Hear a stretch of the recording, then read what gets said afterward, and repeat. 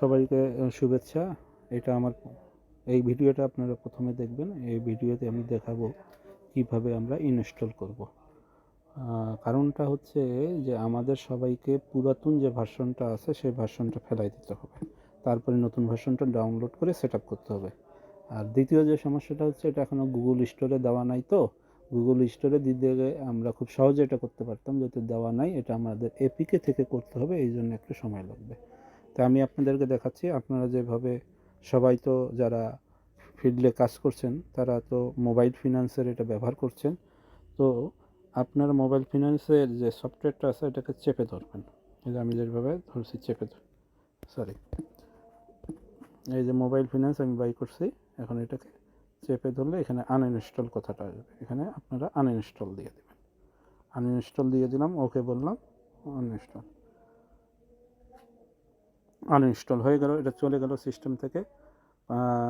পারলে সিস্টেমটাকে একটু রিবুট দিয়ে নেবেন, রিস্টার্ট করে নেবেন, ভালো হবে। না হইলেও অসুবিধা নেই, কিন্তু দিলে ওটা ভালো হবে। তারপরে ফজলু ভাই আপনাদেরকে যে ফাইলটা পাঠাচ্ছেন সেই ফাইলটা আপনার ডাউনলোড করে নেবেন আগে। এই যে আমি ফজলু ভাইকে পাঠিয়েছি, এটাকে আপনি এইভাবে করে আগে ডাউনলোড করে নেন।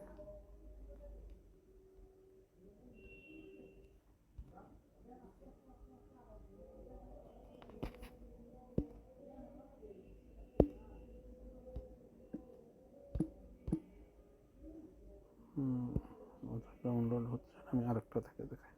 এখানে আমি দিলাম ডাউনলোডে, এই যে ডাউনলোড আছে, এই যে ডাউনলোড হচ্ছে, এখানে দেখতে পাচ্ছেন ডাউনলোড হচ্ছে।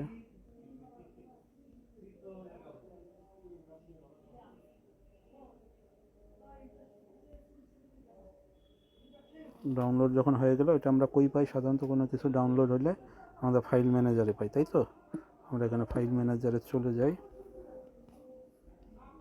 ফাইল ম্যানেজার, এই যে এখানে দেখতেছেন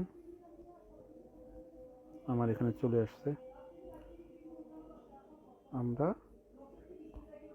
আমরা এইভাবে দেখতে পারি যে আমার ইন্টারনাল ডাউনলোডে যেও আমরা দেখতে, ইন্টারনাল স্টোরেজে ডকুমেন্টস, বা আপনাদের যেখানে ডাউনলোড হয় সেখানে এটা পেয়ে যাবেন।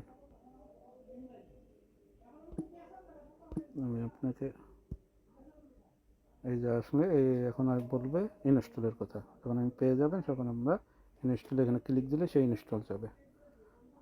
আমরা এখানে ইনস্টলে দিয়ে দিব, ও ইনস্টল হচ্ছে। কারণ ইনস্টল কমপ্লিট, আমরা এখানে ওপেন দিয়ে এটাকে ওপেন করলাম।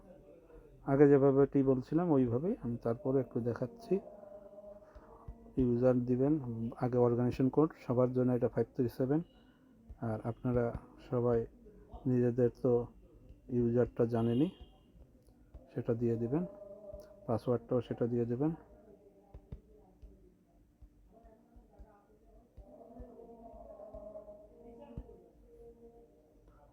আশা রাখি এটা কীভাবে ইনস্টল করবেন এটা বুঝতে পেরেছেন।